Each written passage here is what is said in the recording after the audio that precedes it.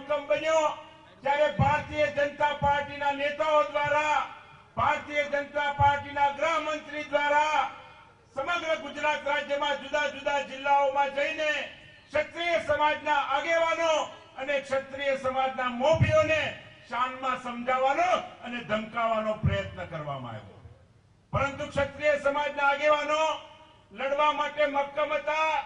આંખમાં આંખ મિલાવીને કીધું કે તમે અમારી સમાજની અસ્મિતા ઉપર પ્રહાર કર્યો છે। આ વખતે ક્ષત્રિય સમાજનો એક પણ મત ભારતીય જનતા પાર્ટીને મળવાનો નથી। દિવસે ને દિવસે આંદોલન વધારે આગળ ચાલ્યું। દક્ષિણ ગુજરાતમાં અમુક આગેવાનોને ધમકાવીને જાહેરાત કરાવવામાં આવી કે અમે ભારતીય જનતા પાર્ટીના કાર્યકરો છીએ, ભારતીય જનતા પાર્ટીના આ દેશના વડાપ્રધાનના હાથ મજબૂત કરવા માટે આપણે આ અપમાનનો ઘૂંટડો સહન કરવાનો છે। પરંતુ દક્ષિણ ગુજરાતમાં પણ 2 દિવસ પહેલા હજારોની સંખ્યામાં ક્ષત્રિય સમાજ એકત્રિત થયો અને સૌએ પ્રતિજ્ઞા લીધી કે ક્યારેય નાક કાપીને કોઈના હાથ મજબૂત કરી શકાય નહીં। સમગ્ર દેશની અંદર આજે પરિવર્તનનો માહોલ ઉભો થયો છે। મને યાદ છે થરાદ વિધાનસભાની પેટા ચૂંટણી આવી જ રીતે જ્યારે ખૂબ મોટી સંખ્યામાં સમગ્ર સમાજ સાથે મળ્યો હતો અને આપણે સૌ વિજયની દિશામાં આગળ વધ્યા હતા। આજે પણ જ્યારે સૌ આપણે સાથે મળીને એકત્રિત થયા છીએ, મને પૂરેપૂરો વિશ્વાસ છે કે ગેનીબેન ઠાકોરનો વિજય થશે, એનો જશ આપણને સૌને મળવાનો છે। સમગ્ર રાજ્યમાં ભારતીય જનતા પાર્ટીની તાનાશાહી સામે ક્ષત્રિય સમાજનું જે અપમાન કર્યું છે એ અપમાન ઉપર મલમ લગાડવાના બદલે રોજ ભારતીય જનતા પાર્ટી મીઠું ભભરાવતી આવી છે।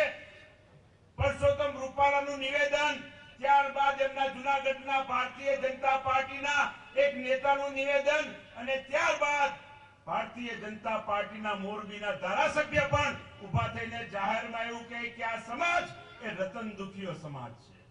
આ સમાજ એ કોઈનું સારું જોઈ ન શકે, બીજાની ઈર્ષા કરવા વાળો સમાજ છે। આ પ્રકારના નિવેદનો જ્યારે ભારતીય જનતા પાર્ટીના આગેવાનો દ્વારા આપવામાં આવે છે ત્યારે આપણે કહેવાનું કે આ દેશમાં રાજા રજવાડાઓ હતા।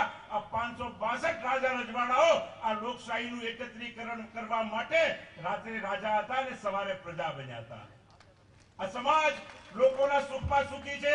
ભાવનગરના મહારાજા કૃષ્ણકુમારસિંહજીએ જ્યારે સૌ પ્રથમ પોતાનું રાજ આ લોકશાહી માટે સમર્પિત કર્યું ત્યારે પોતાની સહી કરીને નીચે લખ્યું કે મારી પ્રજાનું કલ્યાણ થાજો।